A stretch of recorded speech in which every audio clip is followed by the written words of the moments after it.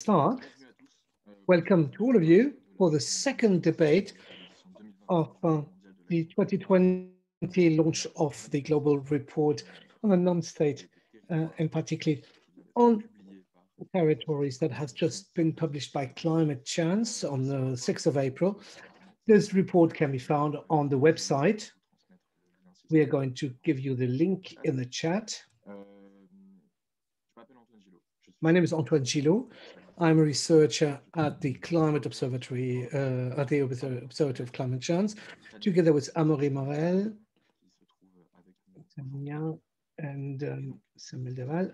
We are going to try together to discover what are the trends, the weak strengths and the weaknesses that have been identified and the best practices identified in this report. The continuities, the ruptures in action between 2019 and 2020, of course, by taking into account the pandemic, but not just the pandemic. The idea to continue to push high ambition for climate action with local governments, state actors, and there is an interpretation available. You can choose via the little icon at the bottom right of your screen. You can choose English or French. Translation is available for English-speaking people. You can just press the button for translation down the window in the toolbox and choose your language. Thanks, Grégoire, our translator, for being here. Cette session est enregistrée. Vous pourrez This session is being recorded, so you'll be able to re-watch it in replay in the coming days on the Climate Chance website. And now I'm going to introduce my colleague Samuel, who is the co-author of this report, who is going to present us the elements of analysis that have shaped this particular session of the report, linked with the dealing with the interaction between the Agenda 2030 and the Paris Agreement and the SDGs.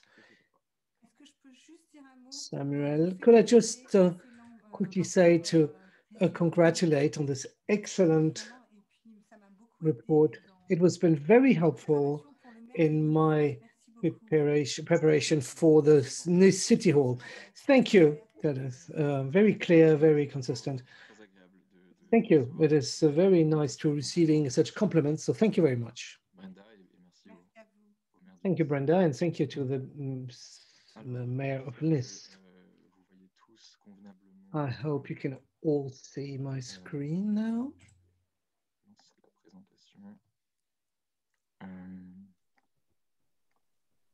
Voilà. Samuel, c'est à toi. So, the floor is you. Thank you, Antoine.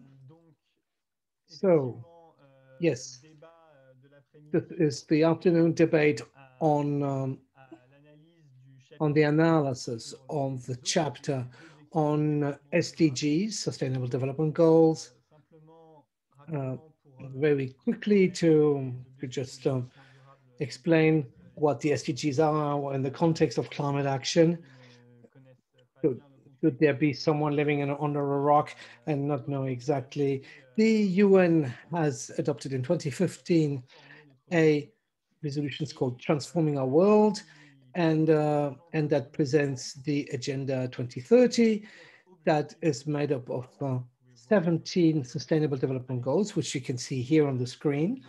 And these goals are associated to 169 targets and even and 232 indicators in order to monitor the implementation of these goals.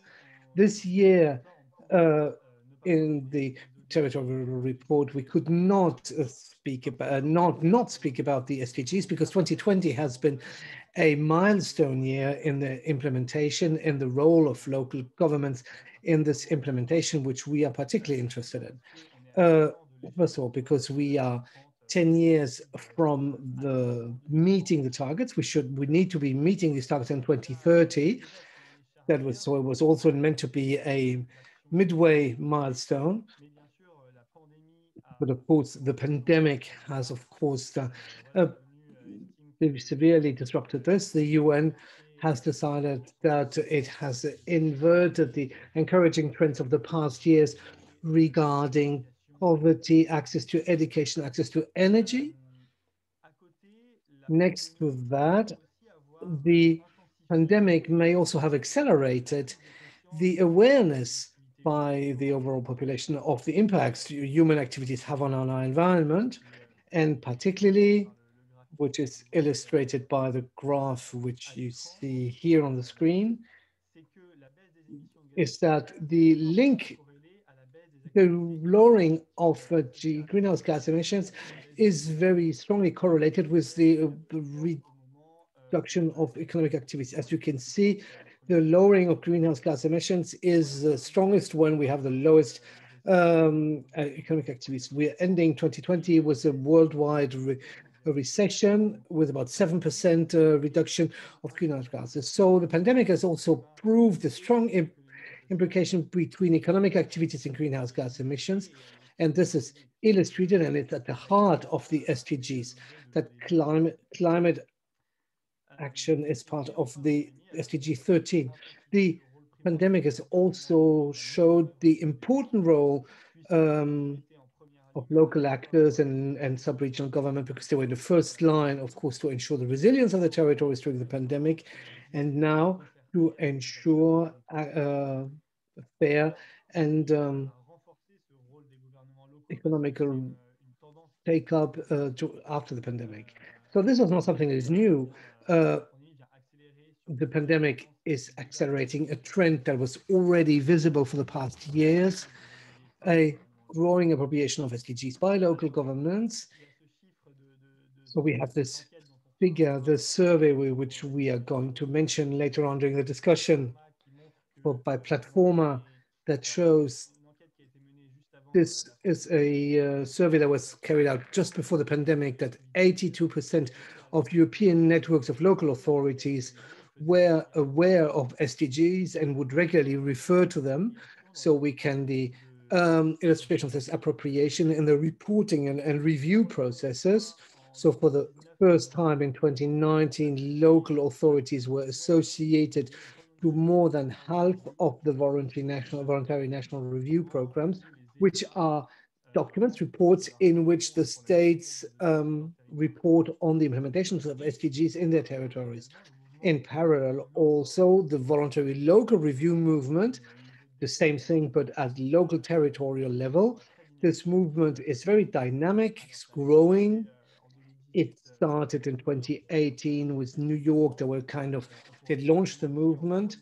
We can also discuss this again, because we have the luck of having someone from the Bristol City Council who's also done a voluntary local review of SDGs. So in this report, we focused more precisely on the effect this growing appropriation of SDGs on the climate action by the local authorities.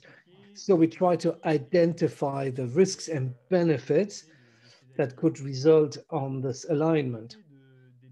So regarding benefits, we noted a risk that is very often highlighted for the climate action, is that sometimes the climate issue is kind of blindsided, and it only looks at greenhouse gas emissions reduction and only focuses on greenhouse gas emissions without really looking at the consequences that attenuation emissions could have, other consequences could have. So the SDGs could be seen as a way of taking this blindsiding away and putting the climate in the center of a more global approach, the Agenda 2030, and analyze the links between the attenuation and the greenhouse gas emission reduction. So here you can see a graph that is based on the tool implemented by the New Climate Institute that shows the links that attenuation actions can have with different SDGs. So on this issue, the local governments play a central role because they have a mandate in terms of climate, but also mandates on activities that directly link to the local population's life. So they're really the first line to link climate actions with other social and economical dimensions. So and this is the second benefit which we have noted, is that the SDGs allow us to prioritize actions. For instance, for climate actions, we can prioritize actions with co-benefits with other SDGs, be it SDG 5 on gender equality, uh, access to public services, security. Uh, this is illustrated a lot by the concept of fair transition, which is becoming more and more popular over the past years, to really push to linking climate actions with reduction of inequalities. And finally, the SDG is accompanied by the building of new multi-stakeholder partnerships. That is something we've seen in our analysis. Very often SDG approaches are the opportunity to build new partnerships, either between different departments, different city councils, different sub-regional governments, or between various stakeholders in the territory or the other decision-making levels. There's lots of vertical integration in these partnerships. So as far as risks are concerned, uh, first of all, the SDGs, it's a roster with 17 goals, numerous indicators that can be kind of slightly complex for local governments to understand them. We see that it's mainly big cities with lots of human resources that actually deal clearly with these SDGs. The risk in the SDGs approaches, there might be SDG picking, just like cherry picking, where you just take a certain number of SDGs in order to label the existing actions, but not necessarily follow up these analysis with concrete actions that will take into account the analysis and bridge the gaps that have been identified. So in these cases, identify SDG could just be a marketing approach that does not have real on the ground consequences. So we underline in the report that there's different ways of dealing with SDGs. It goes from the analysis and trying to the piloting of new public policies based on the SDGs.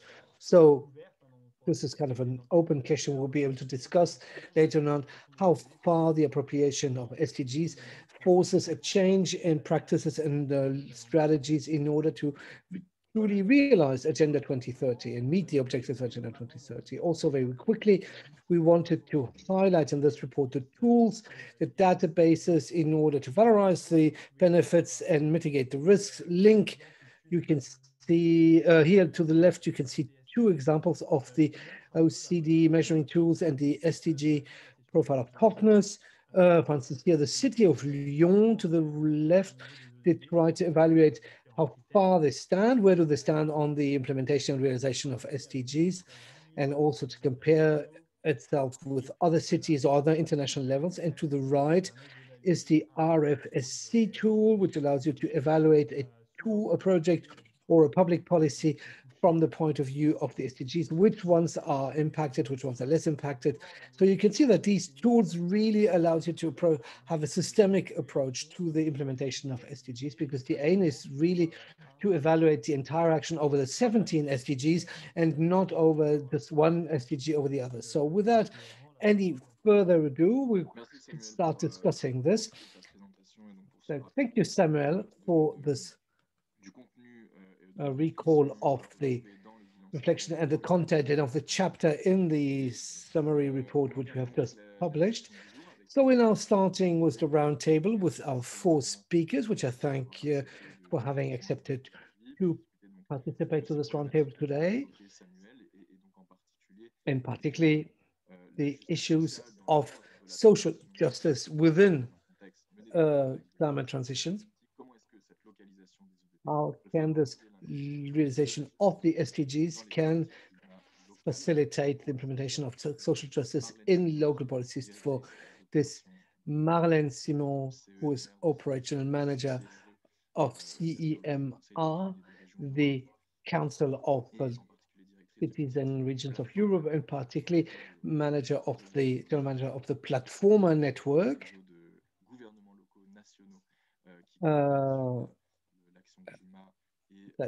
A network of governmental agencies that cooperate on climate issues. Edgardo Bilsky, who is manager of UCLG research, Vaia, the general manager of the 4D Association, and Allan MacLeod, SDG coordinator of Bristol City Council, who will be speaking to us about the particular experience of the city of Bristol on the SDG implementation.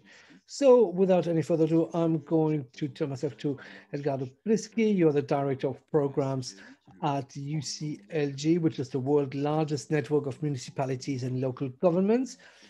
And you are involved in the coordination of the SDG tracking report presented each year at the high-level political forum, which is the annual important meeting organized by the United Nations to monitor the implementation of the 2030 agenda and the SDGs. During this forum, the different states present their nationally voluntary review reports. We've seen that the local governments and authority are more and more associated with this, but you have highlighted a dual trend. On the one hand, the communities have contributed to the NRVs in more than half of the cases. On the other hand, more and more local governments are starting to produce their own reports and their VLRs and their progress in implementing SDGs. So we have a very important growth of the appropriation. What does this say about the global progress toward the 2030 agenda? Thank you. Thank you for the invitation. Very happy to see many colleagues and friends here. We are missing you. We hope that we'll soon be able to speak to see you face to face. To answer the question, we have the framework of the decade of action, and we continue to focus on the localization to hasten the implementation, and particularly to achieve synergies between the different sectoral policies and the different governance levels. But if we've seen progress as the participation of local authorities and territorial authorities at the decision and the drafting of these strategies and in implementation is still globally limited. Even if the concept of localization applied to the Paris Agreement has shown progress, the results are still unsatisfactory. Since 2015, the concept of localization have progressively distributed among the local authorities and the SDG awareness, as well as within the international institution, including the high-level panel forum of the UN. The local authorities have committed to a localization process. There was about 30. Today, we have about 70 local commitments from local authorities published today in 58 countries, and new modalities appear. There are voluntary sub-national reviews. Since how the yearly global report shows of the high-level panel forum, despite these reviews, the participation of local authorities and territories in the national coordinating mechanisms, not the national voluntary reviews, the national coordination, high-level coordinating commissions on sustainable development that have been created or strengthened in most of the countries. Out of the 168 countries that have presented voluntary national reviews, only 1/3 of them, 33% of these countries, the local authorities have been consulted or have been, in a way or another, participated in the decision-making and coordination process. This shows that the situation is not very good either for the national contributions like your report. It shows clearly not many countries have mobilized the local stakeholders in the definitions of their climate strategies. In the first and in the second cycle of negotiation in 2020 of the NDCs, the advances of the cities are still only partially recognized or taken into account, despite efforts of implementation by the networks of local or territorial authorities.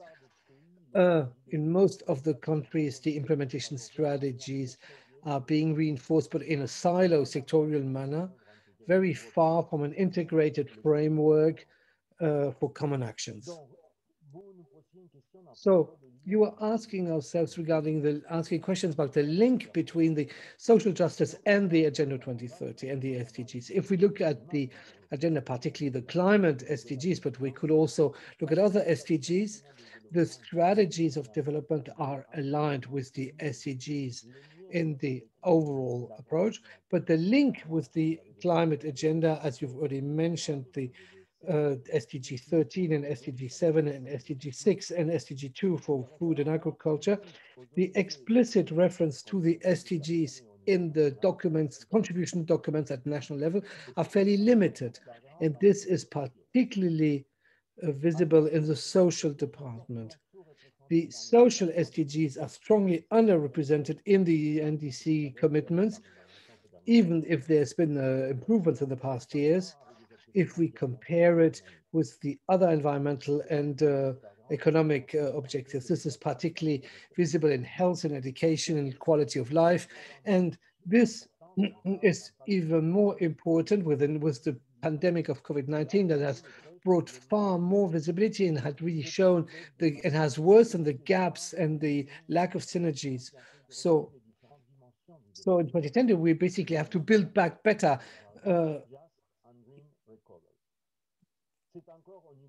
This is also at local level that the planification at territorial level is the privileged lever to promote the integration of the different goals. So the local territorial level should be better taken into account at national level in order to facilitate the consistency between agendas and the different levels of governance.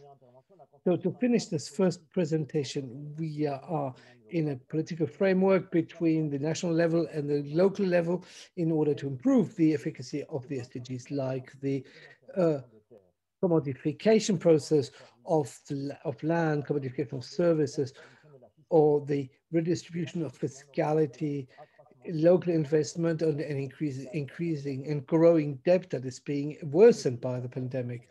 All this is fundamental to position the Agenda 2030 in the wider economy of the society, having more balanced cities that master better the mitigation processes and also the territorial cohesion.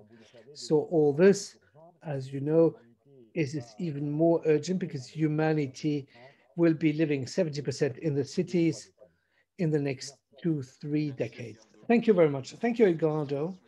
We understand that there is a situation that is growing 2020. We're doing better, but it's not sufficient yet.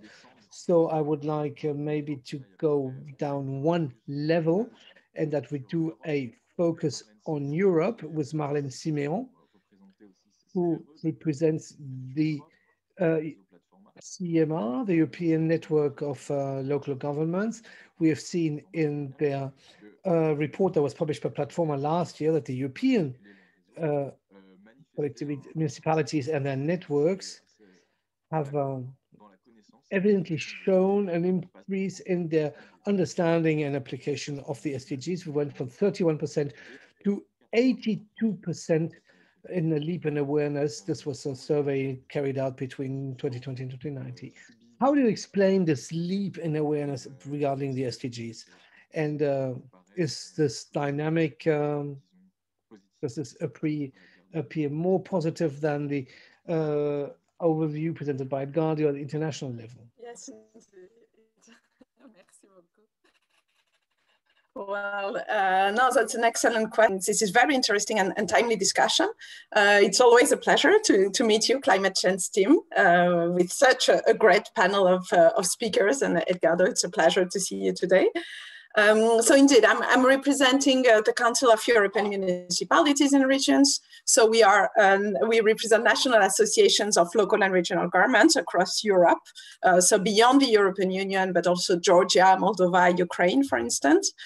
And we also lead the coalition, the Pan-European Coalition Platforma. So it's a Pan-European coalition of local and regional governments, individual one, of national, European, and global associations, and we are all working to enhance decentralized cooperation on an array of policy areas. So climate and environment, for instance, are at the core of several cooperation initiatives at the local and regional levels. So together with our partners, we truly believe that it's our common responsibility to move forward more sustainable socioeconomic and environmental models through partnerships across the world. So since the launch of the 2030 Agenda in 2015, we have been impressed by how much local and regional governments and their association are continuously innovating, co-creating, and surprising actually us with different experiences that can and are being replicated across Europe and the globe. So Edgardo gave us the insight on trends at global level. We actually work together every year for the past 3 years on a joint survey that allows for us to collect data on the state of play of SDG localization. So for us in Europe, and linking it with decentralized cooperation, and for UCLG at the global scale. So as you mentioned, Antoine, our latest publication, link was put in the chat, I think. It was released last year in July 2020, and it gathered input from 34 national associations from 28 countries in and out of the EU. And we notably focus on the roles that national associations play in the process. So you pointed out the big increase of awareness on the SDGs and how local and regional governments and their association can better work with them. 82% indeed are aware of the SDGs compared to only 31% in 2019. So this clearly shows how fast local and regional governments are moving and how flexible they are to adapt to global challenges. And we believe, of course, that it's very much linked to the global trend and inspiration, with the increase also of voluntary local reviews, of voluntary national reviews, and how local and regional governments are involved with the national governments. There is also an increasing space provided by the United Nations for municipalities and regions to share their stories. And also national associations were really pushing the agenda in their members' own agenda. And I think this played a role as well. We realize more and more that what happens in other municipalities around the world has a direct impact on where we live. So the SDGs are really a tool to engage people, to give a coherent framework to policies, to encourage multi-level governance. So the decision of one level of governance have an impact on the others, and therefore on the results towards achieving the SDGs. So there was a lot of communication as well last year, especially because we entered officially into the decade of action. And we noticed that it trickled down to the local level quite rapidly, also thanks to the communication effort done by many networks, such as UCLG, Platforma, but also climate change and many others. And of course, the national associations have made sure to keep also the members constantly informed and support them with some tools ahead of local elections, for instance, on how to use the SDGs in your local, in your program for local election.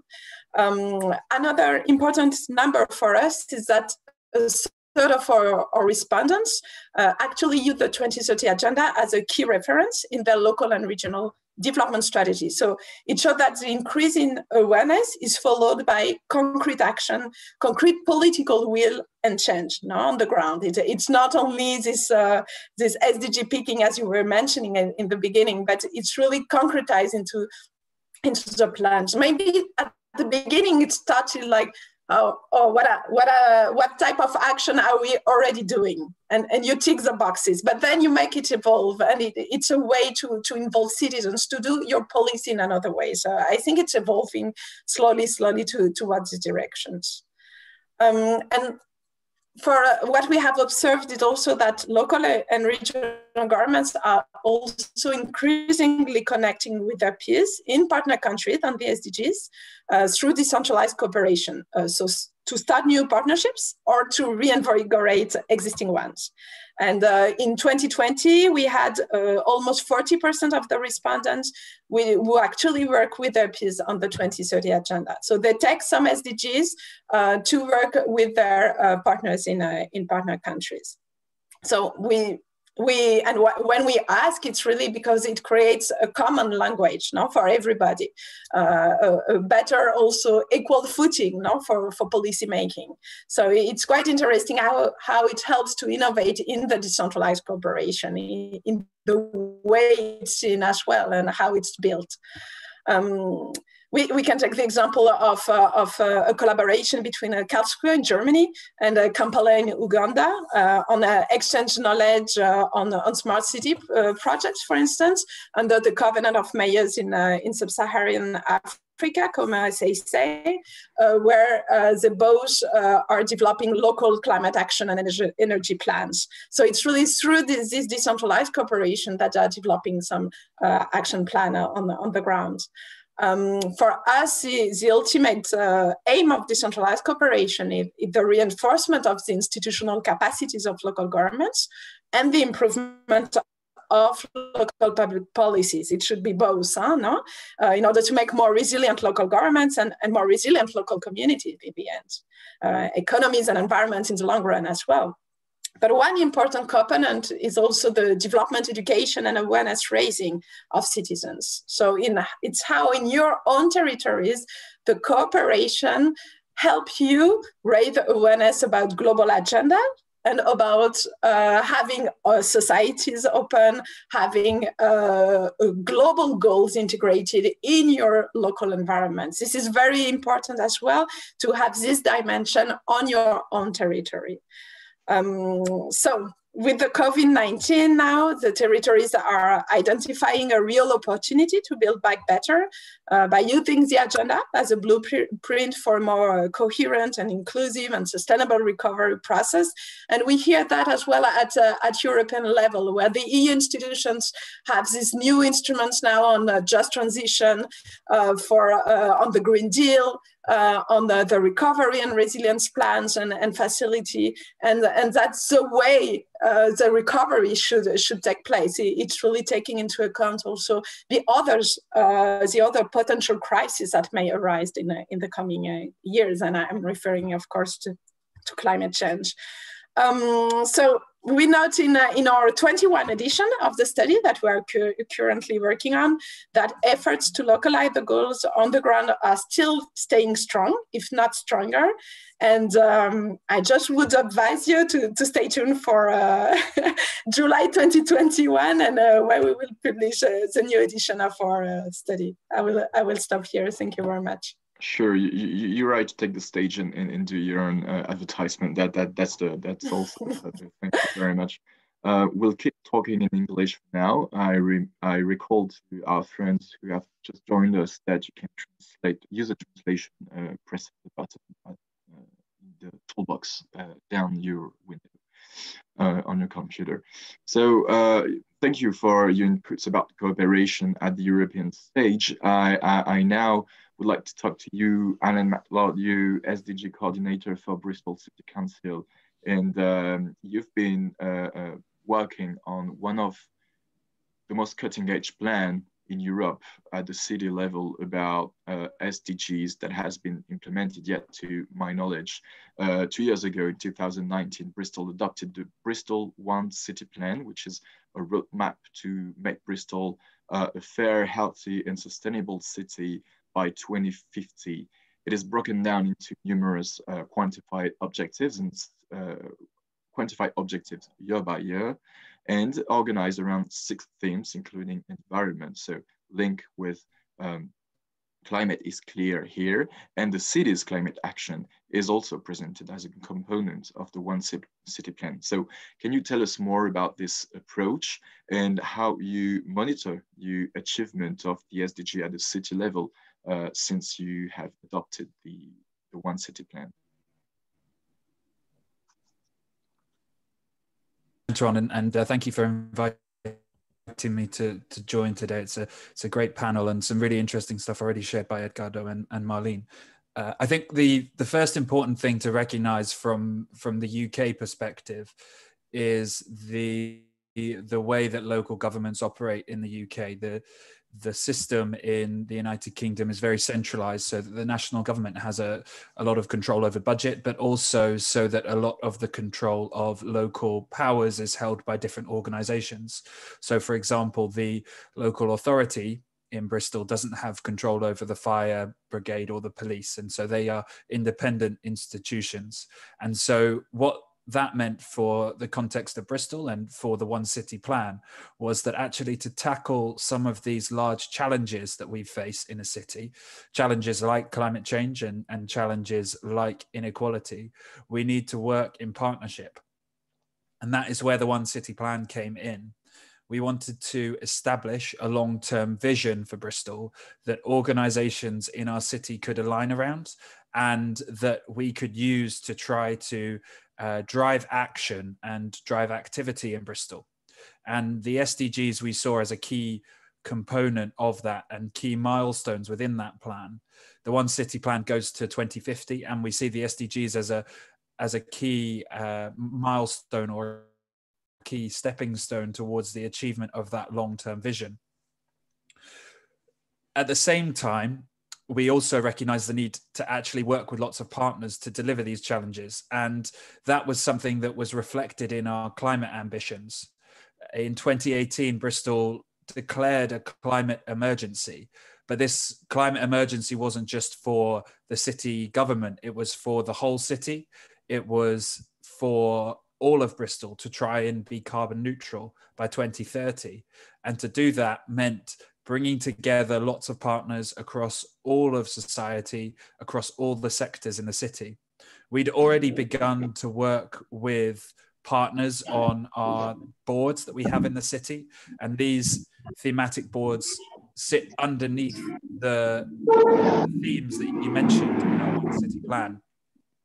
And they're made up of stakeholders from across all of Bristol. From, for example, within our economy board, we have representatives from the business community, from different equalities groups, from the environmental sector, and bringing together all of those organizations to think about how they can deliver a just and green economy for the city is something that allows us to then try and tackle the interconnected systemic challenges that we see in the Sustainable Development Goals and that we see when we talk about a just transition and we talk about a fair approach to carbon neutrality.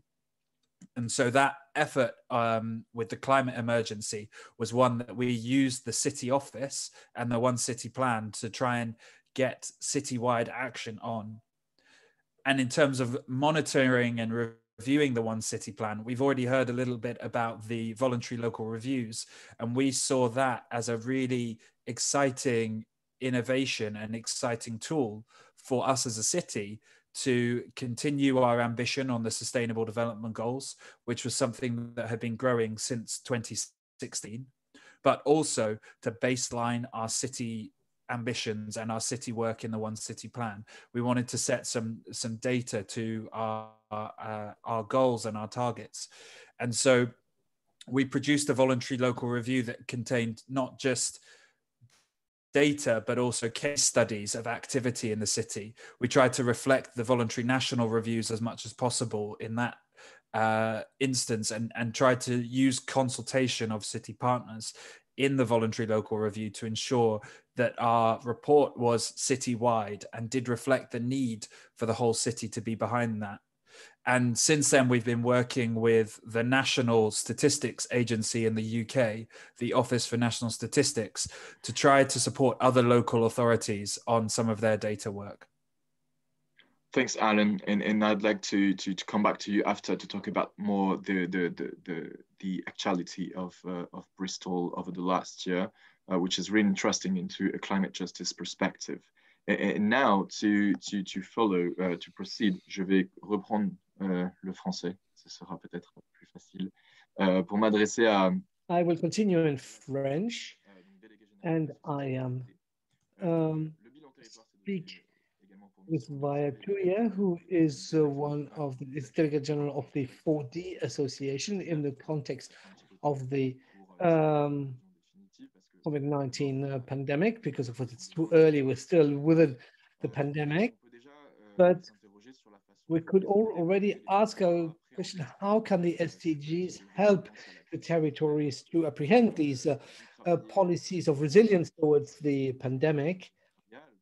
You also work, so I couldn't hear that. Could you tell us a bit more the way, concrete example of projects that go in the direction? Thank you for having invited me, and indeed to be being able to speak at this panel, and to also receive all the different points of view and approaches from different stakeholders. What I wanted to add, as far as 4D is concerned, is I was in the hallways of the UN in 2011 when we first started speaking about the SDGs, and there was in the preparation of Rio plus 20. In 2011, there was the follow-up of the 2008 financial crisis. 2011, there was also the first marches from New York, in Quebec, and in Spain on fight against inequalities and the 99%. And this very important, and also this very important moment was the first Arab Spring revolutions, where we were observers or directly active in the first discussions after having spoken with one or the other. The issue working on a systemic approach of all the crises and rethinking the concept of development was raised at this moment, and the ODDs, the SDGs, they really show the aspect of resilience and this countdown, this climate countdown which we're living in. We need to also answer the base needs of people and of everyone very long. We have done this with the concept of developing countries. What the sanitary crisis has shown us, that basically all the countries, for the first time, all countries are facing the same challenge. What has shown is that we really need to look at all these questions: poverty, access to education, access to food, and the question of fair transition. In France, we spoke a lot about first line essential jobs that basically help the society to go around. There are always usually jobs that are sadly not recognized, not well paid, based on regardless of their importance in society. So this SDG 8, fair transition, is also something that was achieved thanks to the labor union actions during the Rio plus 20 conference. So for me, the issue of resilience really shows that we are moving to absolutely ineluctable change. The crisis has brought us back to SDG 8 or health SDG 3. If you look at the target, access to health, universal access to health, universal health coverage, that is not something, sadly, that is implemented in all countries. And we have really seen the difference in the management of the crisis with the access to health, also access to vaccine. This is the major topic at the moment. And we can really see that it's the local authorities that, faced with their citizens, they are the ones who will have to be organizing and orient all the sanitary organization. So what I hear, where we could look at the different SDGs, the 5 on gender, the 4 on mitigation, what we can really see is that we have a analysis that allows us every time to look at this prism of SDGs, leaving no one behind. That is the first thing. And the second is thing that we know that there are major changes, as Marlene was saying. There's climate change that is upon us. We try to have this as manageable as possible, the climate increase, but nevertheless, we need to continue either to focus on the resilience aspect and the issue of social justice at the different levels. we have here something that, in my opinion, expresses very strongly in the local territories, because they are the ones where really the people are hands-on, and the issue of consistencies. And SDGs is a program of consistency. Sometimes we move forward and we move backward. It's because of the democratic crisis that we're faced, and the territories are at election time, not only at election time, but globally, they are really facing these issues of democracy crisis at everyday level. Democracy today needs consistency in public action and transparency and understanding by and for the audiences. And this is also very important on the issue of participation. We have seen this in order to build this resilience today on the fact in the territories, there's of course the local governments, but there's also the different stakeholders, particularly the economic stake actors. And this is for me, you have the citizens, the consumers. On one hand, you talk to the citizen, on the other hand, you talk to the consumers, and it's not consistent. So you need to find an angle that is consistent. Let's take France, for instance, with the yellow vests. Before the yellow vest in France, we had the red bonnets. If at one moment we try to push SDG 13 and we disregard SDG 8, and we do not focus also at the same time on inequities, then there's going to be a problem with that, an acceptation problem by the public. So it also issues information, because this is what the citizens requested during the SDG implementation. There was a survey done. We spoke about this partnership needs, which we talked about with Platforma and Edgardo. I'm going to come back to you, Edgardo, regarding the indicators. They seem to have all gone back, fighting hunger, poverty. No indicator has been spared by COVID-19. So if we look at the next CGLU report, what are you going to focus on? What will be the place of climate in this next report?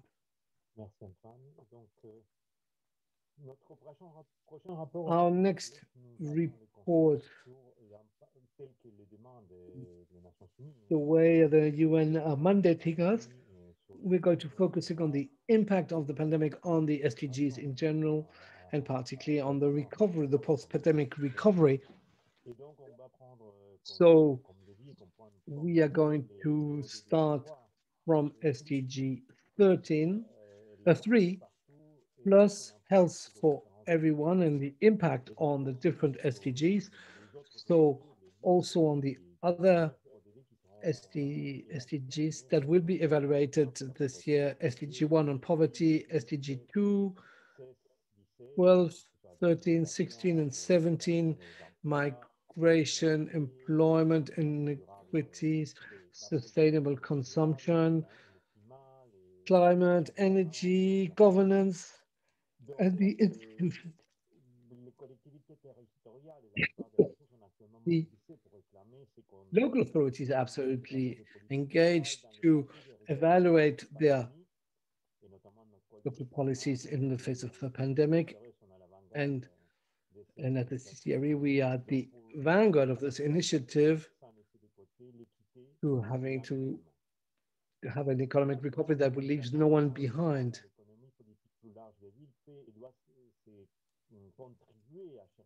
So this needs to contribute to defining policies that respond to the pandemic needs without leaving anyone behind and without forgetting the environment and the climate. No. And particularly, this is something that we also have seen in the SDGs, understanding the need to respect the people's human rights, which are absolutely indelible and inseparable of any action, and put social justice at the heart of the debate. So for many local authority, it provides a framework that will help them to implement their actions and have a development that is more consistent, more reliant, more sustainable.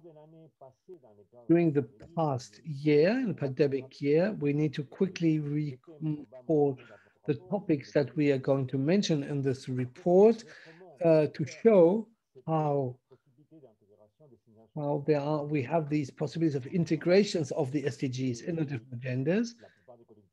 And most of the territorial collectivities, they are mainly focusing on social action like health, social services, schools,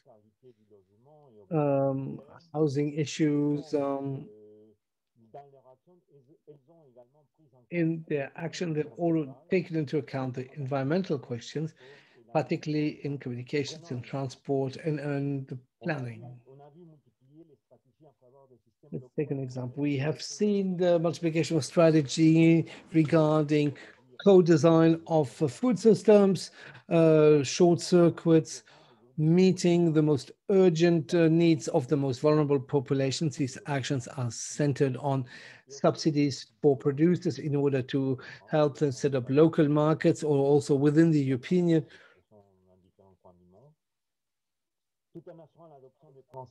Ensuring we have seen the acceleration of mobility plans in order with bicycle lanes, improvement of public spaces, restart new concepts of proximity, polycentric and open cities that meet the needs of the citizens by all the while reducing environmental footprint and meeting the social needs. You have some cities like superblocks in Barcelona. To rethink the city of the future, other cities have worked on the concept of healthy cities.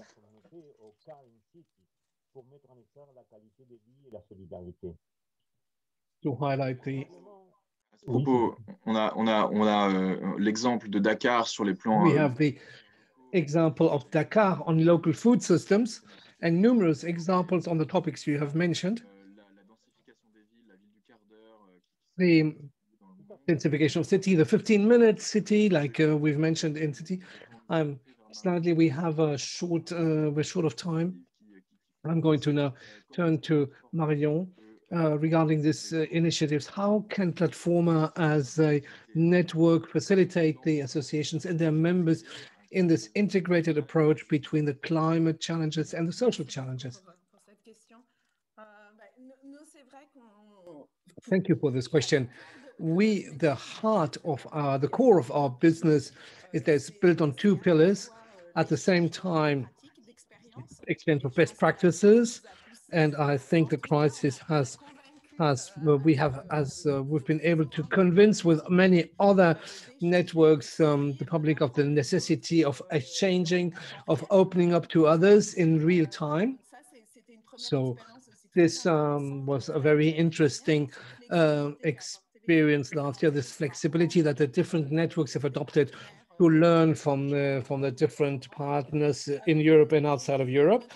And our second pillar is focusing on advocacy at the European level, institutional level, but also how to help our members, helping them carry out advocacy actions with their national governments and contribute to the national initiatives. So we are present on these two levels. The economical recovery is going to even more push the social environmental recovery. Post-COVID recovery is also going to push us to really push us to not go back to the business as usual, but really innovate in the public policies in the way the citizens and the participants will be participating in these policies, in the local policies. And I think our role as network is to push for this innovation and to accompany our members. We do this via workshops, via this yearly publication, which we do in cooperation with CGLU. And so we are really trying to work together with the European institutions to have the local authorities participating in the European agenda. Nothing, it's not just happening at the national European level, but that everything what happens locally is also be taken into account in the European policies. And another aspect deals with the fact that to basically transpose the world global visions to the territories, because these global agendas at the beginning were not easy for these local authorities to implement. Sometimes they're very far from the local realities and from the daily needs, at least that's what it appears. So there is a true work of transposition of these global commitments to the local level. We can take the example of the Paris Agreement, who was very extremely constricting, that we're celebrating the 5th anniversary this year. But what does this concretely mean for local authorities? How do our local initiatives participate in this approach, and how does this affect other stakeholders, other political areas? Okay, we're going to come back to this via Allan. Come back to this 2020 year for Bristol that has been quite impressive with the global strike of the pandemic, as everyone on Earth, I think, but also the Black Lives Matter movement that has proved that many social and including racial issues are high in the requirements and the demand of the population. So how is the city considering the future of its climate action in light of these two recent events? Yeah, thank you, Antoine. I think Bristol's had a strange 2020. It began with Greta Thunberg visiting in February. In the middle of the year, the pandemic struck and everything went quiet, and many in the city became aware of how important the environment was to their well-being, how important green spaces and parks and animals were to that. And then in the summer, we became even more aware of some of the tension in the city around the Black Lives Matter movement, around the history of slavery in Bristol and the historic past of that injustice for many in Bristol. And that has been something that has been particularly poignant because of our current mayor, Mayor Marvin Rees, a mayor of Afro-Caribbean descent. As a result of that, it has been something that many in the city are trying to engage with, how we can improve the inequality as well as improve the environment. And that is where the SDGs have been really important in bringing together those conversations, bringing together both the climate and the inequality side of things. In terms of what we've tried to do, we've already been working to try and ensure the voices of those underrepresented groups are engaged and active in the environmental space. We in the UK, the environmental sector is often one that is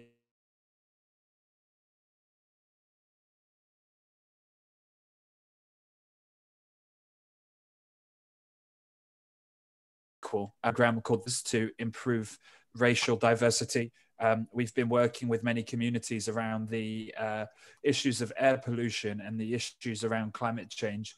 And we've just recently recruited as a city government an ethnic and diversity officer for our climate change team to improve our conversations with communities as a city government.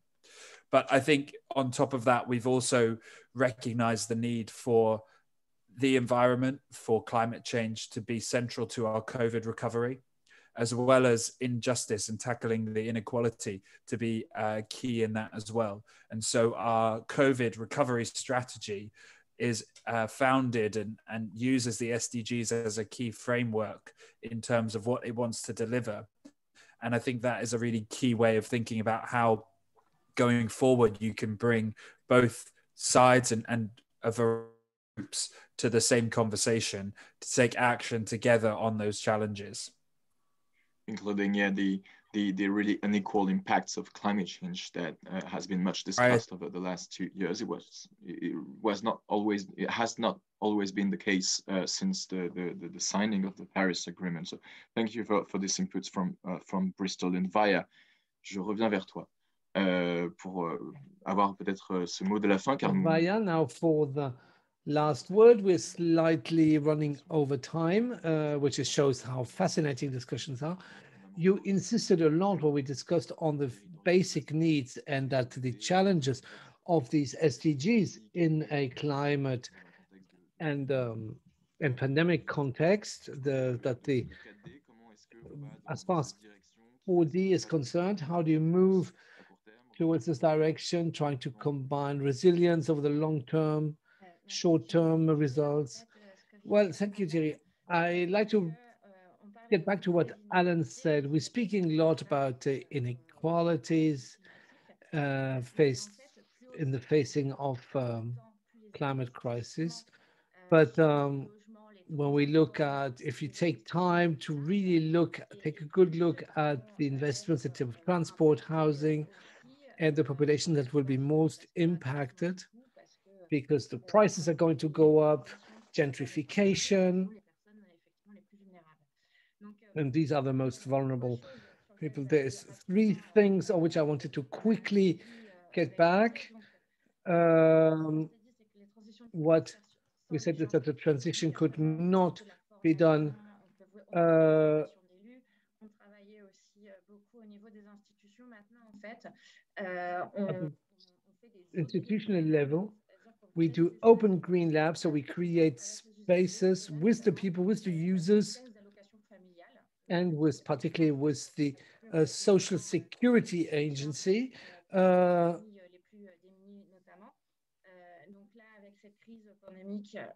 with this pandemic, the Social Security Agency is redeploying its actions. For instance, it's now also turning itself towards the students who are suffering. In these green lab, SDG green labs, what we are moving forward is that SDGs, it's systemic, it's projection. How we ask ourselves, how do we move forward with a vision in 2030 and beyond, and try to look at the gaps between where we want to go and where we stand today, and question the action we want to carry out today. And this is where today we are in this transformation logic. Together, we have created programs that really works on the skills of these young people so that we can bring them to become proposition and force of proposition in their community. So with the City of Paris, we have some support to work with social centers that are working on participative budget to ensure that in the emergence of projects, we give them the SDGs and the means so that at the end, and that they have the capacity to understand, put in perspective the primary objectives with the SDGs. We talk about the principle of empowerment. If you're well prepared, you can adapt better if you have this empowered status. But we also go from the principle that there can be in some neighborhoods that are priority territories in terms of investment, and they can be also proposition in the SDG Green Labs in Oujda in Morocco, for instance. This is a partner we're working with. They are thinking about actions that participate in the well-being of the people in their neighborhoods. So, and there's a link with the SDGs when we talk about air and climate, air quality and climate, with the realized that some people were actually burning tires, and they said, okay, how can we remedy that within that SDG? By using the SDG, they mobilize their own society, own local groups, and say, okay, we have this public approach with you together. By respecting each other, we can improve our daily life. So this is something that's moving on, and that is refocusing thanks to the SDGs. Also knowing how to go and see your elected representative or the neighboring company. That is also the challenge we're having. The SDGs, that's why it's good with the SDGs compared to Sustainable Development 92. We had to wait 10 years before the authorities and municipalities were integrated. Now we have very concrete blueprints with indicators that some have already implemented. And yesterday, Summer was talking about major metropolis. Today, we have cities of 16, 20,000 that implement these plans at very small local level. And so it's important that there's also smaller municipalities, much smaller municipalities that take up this topic. What's interesting is to force us collective interpretation, to define together responsibility and to act co-responsibly. And all this is part of the process. And then the last thing, there are voluntary local reviews. It would be interesting if these could be open to the local citizens, because when you have a VLR and it only concerns the beneficiary, since the VLR, can they at one stage be heard, be presented to the citizens, and there is a consistency, there is a worldwide plan. It's not easy in the suburbs, in the unfavored neighborhoods. When we tell them that there is this plan, there's other plans, but there's this plan, it gives them a support of hope, particularly for students in France with whom I'm working. When we tell them here, we are trying to pushing towards this agenda, they are not anymore in the I don't care anymore. They said, okay, now we have a goal.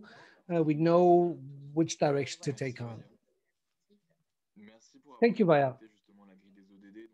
So thank you for reconnecting to that framework of SDGs. Sometimes you have the impression that they're kind of floating in the cloud because it was developed at high level. But it's good to show that also at the grassroots level, territorial level, these SDGs help provide a framework that allows to define the needs from the user base.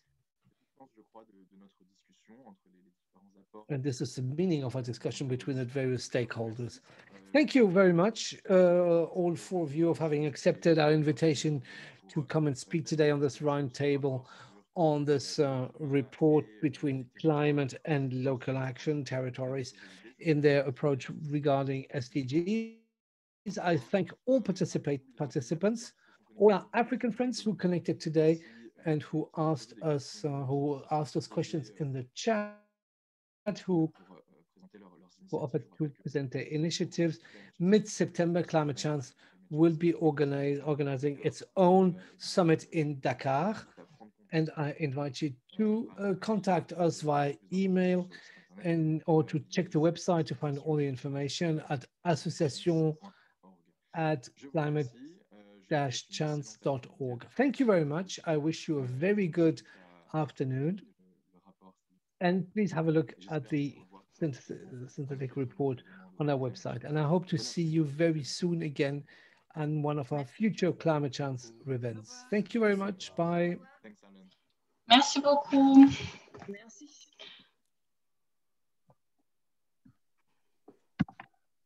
Bonne fin de journée.